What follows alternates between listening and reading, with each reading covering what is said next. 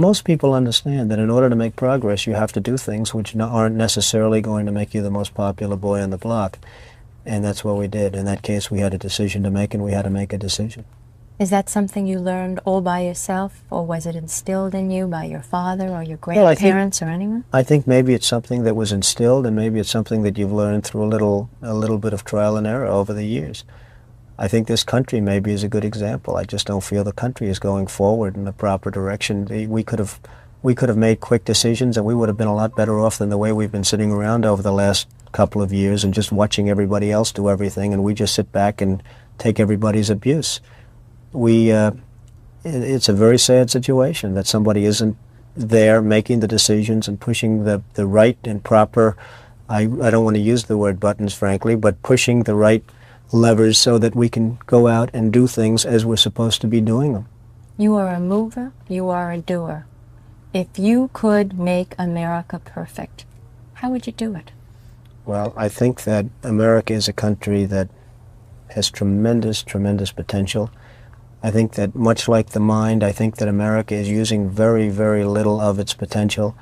I feel that this country with the proper leadership can go on to become what it once was. And I hope, and certainly hope, that it does go on to be what it should be. What should it be? Well, it should really be a country that gets the respect of other countries. Is respect the most important thing in your opinion? Well, respect can lead to other things. When you get the respect of the other countries, then the other countries tend to do a little bit as you do, and you can create the right attitudes. The Iranian situation is a case in point. That they hold our hostages is just absolutely and totally ridiculous. That this country sits back and allows a country such as Iran to hold our hostages, to my way of thinking, is a horror. And I don't think they'd do it with other countries. I honestly don't think they'd do it with other countries. Obviously, you're advocating that we should have gone in there with troops, etc., and brought our boys out. I absolutely feel that, yes. I don't think there's any question, and there's no question in my mind. I think right now would be an oil-rich nation, and I believe that we should have done it, and I'm very disappointed that we didn't do it, and I don't think anybody would have held us in abeyance. I don't think anybody would have been angry with us, and we had every right to do it at the time. I think we've lost the opportunity. Donald, would you have wanted to be one of those men to have gone to Iran, and have taken those fellows out? No, I wouldn't have wanted to be, but I would have done it. Would you? Absolutely. If I were the age, if I were in the military. There were a lot of those fellas who went for that aborted coup, who were 34 years old and older. They were your age. That's right. If you were called upon, would you? I know it's easy to say, yes, of course I would go. But if the phone rang right now and someone from the Selective Service had said, Donald, we're taking every young man 34 years of age, we're sending him to war, would you go to war? No, I don't see a war. You see, the war this is not a Vietnam situation, fortunately.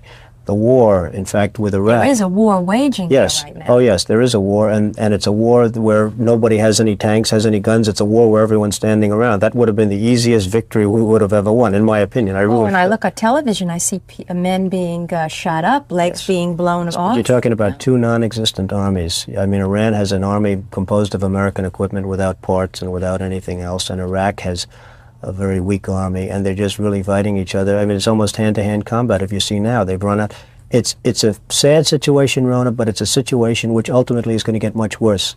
That little sparkle of war, that little sparkle is going to lead, in my opinion, to a much, much greater conflict, and I think that's very unfortunate. And I think a lot of it has to do with this country and the fact that this country is not more involved in terms of setting policy in that area. Do you think perhaps that the oil industry is responsible for this, as the late Shah once implied? Well, I wouldn't want to criticize the oil industry because I wouldn't know enough about it, but I can tell you that I think this country is responsible for that war by its own weaknesses.